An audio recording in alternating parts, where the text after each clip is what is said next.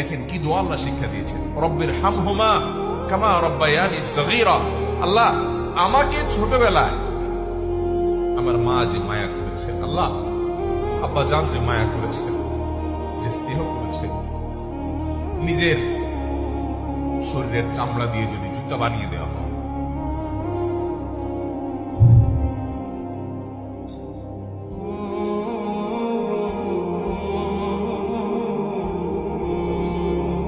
ও বাপমার ঋণ কখনো শোধ করা যাবে না। আমার চামড়া দিয়ে যদি আমার বাবা মাকে আমি জুতা বানিয়ে দিই, তবুও বাবা ঋণ শোধ করা যাবে না।